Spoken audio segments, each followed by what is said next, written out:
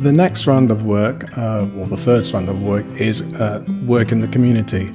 And over the last few years, we have done some drama residencies in some of the most difficult and challenging areas of the city, really.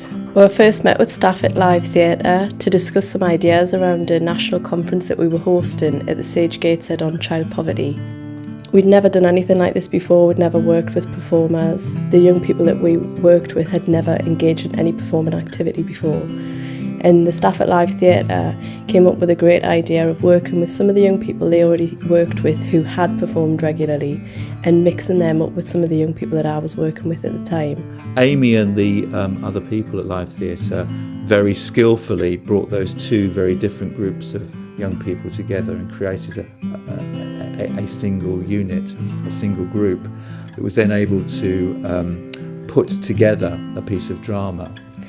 The young people had a massive role in writing and developing the performance that they finally did come up with, which was called Hope's Diary, and it was about a 12-year-old girl living in poverty, and it drew on all their collective experiences of what that was like for young people in the northeast of England. Certainly when they made that piece of drama and performed it, not only at the conference but later when we took it to the Houses of Parliament in London as well, you couldn't tell that there were two separate groups of people, young people. They gelled as a single unit.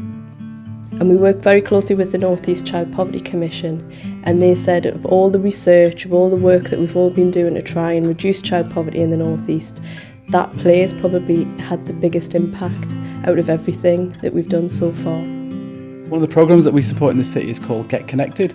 And Get Connected is about trying to remove the barriers for disabled children, about getting involved in the activities, the ordinary activities of growing up around the arts, music, dance, sport.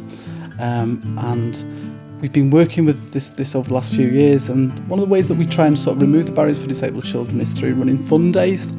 And last Easter, in Easter 2012, Live Theatre were part of the fun day that was focused upon the arts.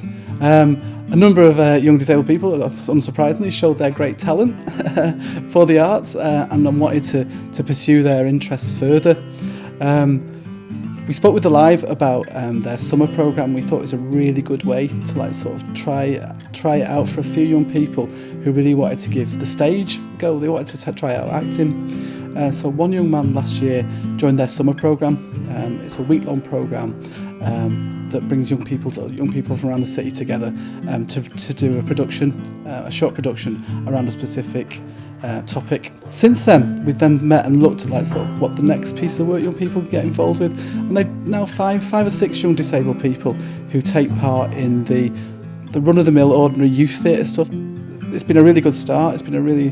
They've been really open and wanting to try different things with young people, and they've been really welcoming to young disabled people, so we hope to continue to work with the Live over the coming years.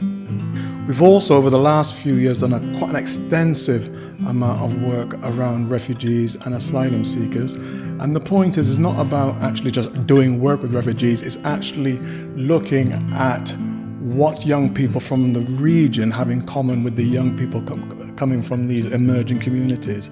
So we've done a great project called From Home to Newcastle, which is a kind of a verbatim piece, which we did a few years ago. The people involved have had a massive variety of experiences in their lives. They're all young people, but some of them have lived through very traumatic circumstances.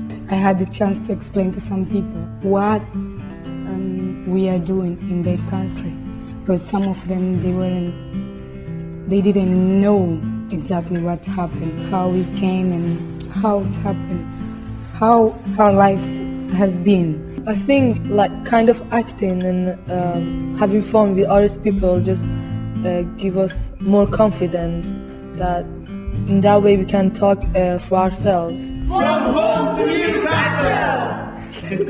And we also did a film called Lost in the Game, and all these were about young people from the region working with young people from these emerging communities, not looking at their differences but looking at what they have in common, because there's too much focus on what the differences are. And actually, if you look at what they have in common, it's quite striking. It's like any young people, really. So those have been the sort of main strands of the work that we've been concentrating over the last 15 years now.